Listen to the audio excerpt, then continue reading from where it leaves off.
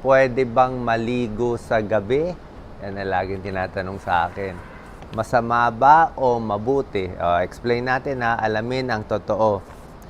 Yung iba kasi, meron silang mga paniniwala na masama daw maligo sa gabi, baka daw mapasma, baka daw yung lamig pumasok. Marami pang mga sinasabi-sabi na paniniwala.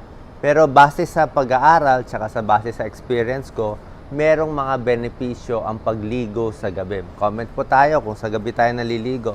Unang-una, kung maliligo ka sa gabi, mas presko ang pakiramdam. Gives freshness.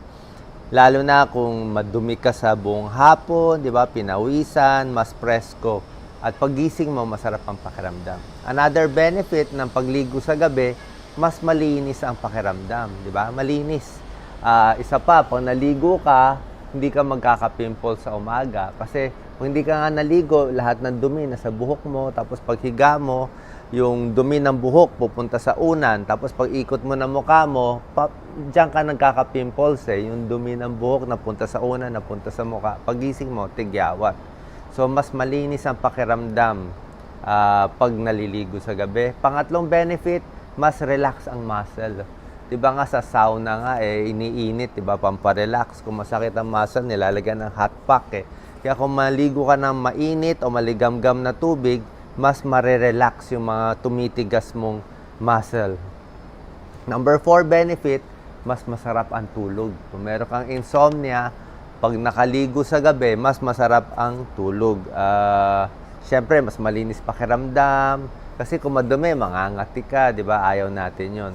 Pero recommended natin, medyo maligamgam na tubig lang. Actually, ako buong buhay ko, sa gabi ako naliligo, hindi ako sa umaga. Kasi pag sa umaga, pag hindi maligo sa gabi, ang hirap talaga. Ngayon, sasabihin na iba, paano, Dok? Pagod ako, pawis ako, galing ako sa trabaho, nagbiyahe ako. Kung nagbiyahe kayo, pwede mo kayo maghintay ng 15 minutes, 30 minutes, diba? Pag-uwi mo sa gabi, tanggalin mo muna medyas mo, pahinga ka muna 15 minutes, 30 minutes. Pag nakapahinga ka na, relax ka na, pwede maligo ng recommended ko maligamgam na tubig. Pwede mainit, pwede maligamgam. Marami rin kasing benefit yung medyo mainit na tubig. Yung iba siguro malamig, di ba? Pero kung walang pera, wala tayong magagawa. Malamig o mag-init na lang tayo. Pag maligamgam kasi yung tubig, mas relax din yung pakiramdam. Okay? Mas relax, mas mainit.